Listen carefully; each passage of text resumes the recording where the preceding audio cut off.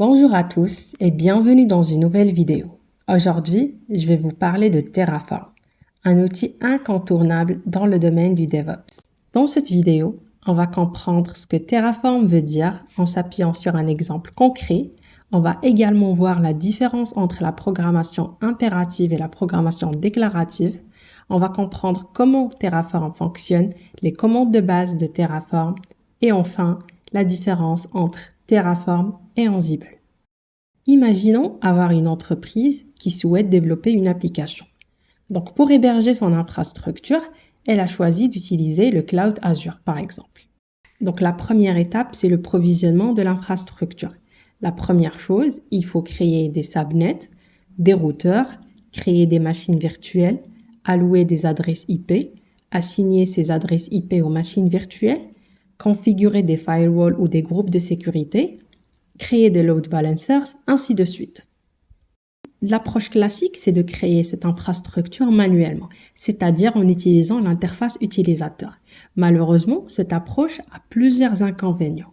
Créer manuellement toutes ces ressources prend un temps considérable, surtout qu'il y a beaucoup de tâches répétitives. En plus, elle augmente le risque d'erreurs humaines. Une erreur, par exemple, dans la configuration des firewalls peut créer des problèmes de communication entre les machines. En plus, le fait de faire ces configurations manuellement ne laisse aucune traçabilité, aucune visibilité sur l'infrastructure créée, ce qui rend la maintenance difficile. On voit clairement que l'approche manuelle n'est pas du tout une bonne approche. Donc, quelle est la solution? Donc, la solution consiste à remplacer l'interface utilisateur par des fichiers de configuration et stocker ensuite ces fichiers dans un guide repo pour garder une traçabilité. Donc, cela revient à utiliser un outil d'infrastructure as code dédié au provisionnement de l'infrastructure. Et l'outil le plus connu dans ce cadre, c'est Terraform. Donc, qu'est-ce que Terraform veut dire? Terraform, c'est un outil open source développé par HashiCorp. C'est un outil qui simplifie considérablement le processus de provisionnement en automatisant la création de l'infrastructure. C'est un outil d'infrastructure as code qui utilise une approche déclarative qu'on va détailler par la suite. Avec Terraform, le provisionnement de l'infrastructure se fait en un seul clic, grâce à une simple ligne de commande. Il suffit de décrire toute votre configuration dans des fichiers Terraform, ce qui vous permet de reproduire facilement et rapidement votre infrastructure sur n'importe quel autre fournisseur de cloud. Cette approche vous fait gagner un temps considérable, réduit les risques d'erreurs humaines et vous offre une visibilité complète sur votre infrastructure. Vous savez exactement ce qui a été déployé et vous pouvez facilement le reproduire sur un autre environnement, sur d'autres clouds. Dans la définition de Terraform, on a dit que Terraform, c'est un outil qui utilise la programmation déclarative. Mais ça veut dire quoi la programmation déclarative? Et est-ce qu'il y a un autre type de programmation? La réponse, c'est oui. Il existe deux types de programmation, la programmation déclarative et la programmation impérative.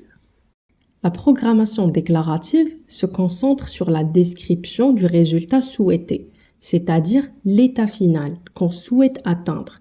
Dans le cas, par exemple, du provisioning de l'infrastructure, on décrit uniquement à quoi doit ressembler notre infrastructure, c'est-à-dire on spécifie les types de ressources souhaitées, le nombre de ressources à créer, leurs caractéristiques, ainsi de suite.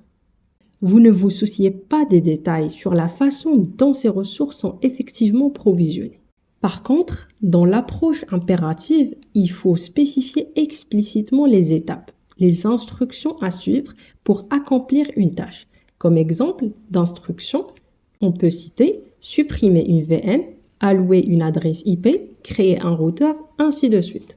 Maintenant que vous avez compris ce que Terraform veut dire, on va voir comment Terraform fonctionne. L'architecture de Terraform repose sur deux composants principaux. Le premier, c'est le Terraform Core et le deuxième, ce sont les providers ou les fournisseurs. Le Core Terraform est le composant essentiel dans l'architecture de Terraform. Il prend deux entrées. La première entrée, c'est l'état actuel de l'infrastructure, c'est-à-dire l'état réel de l'infrastructure telle qu'elle existe actuellement dans le fournisseur de cloud. La deuxième entrée, c'est l'état désiré, c'est-à-dire l'infrastructure telles que décrites dans les fichiers de configuration Terraform. C'est ce que vous voulez avoir comme infrastructure finale. Le corps Terraform compare donc l'état actuel avec l'état désiré pour déterminer les actions à effectuer afin de faire correspondre l'état actuel à l'état désiré. L'ensemble des actions effectuées s'appelle un plan. On prend comme exemple le plan suivant. Créer une machine A avec telle image Ubuntu par exemple, avec tel ID, avec tel flavor. Créer une adresse IP, affecter l'adresse IP à la machine A, supprimer la machine B, ainsi de suite.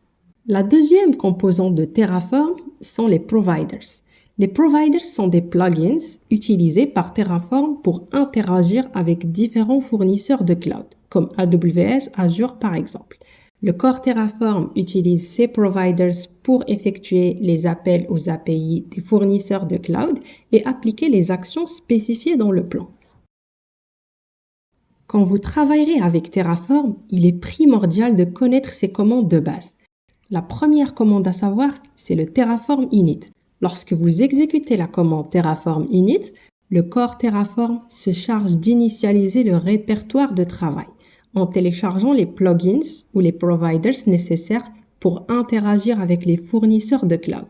Ensuite, on a la commande Terraform refresh qui est utilisée pour récupérer l'état actuel de l'infrastructure ou bien l'état réel de l'infrastructure.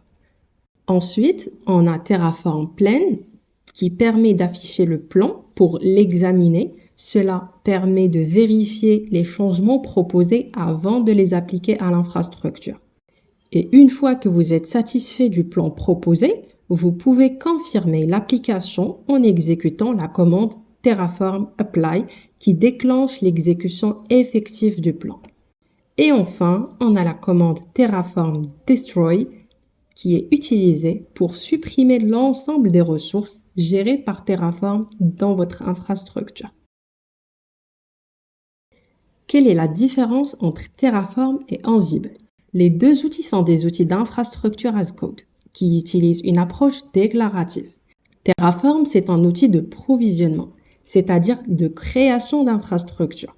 Par contre, Ansible, c'est un outil de configuration, c'est-à-dire une fois que votre infrastructure est créée, on peut utiliser Ansible pour la configurer.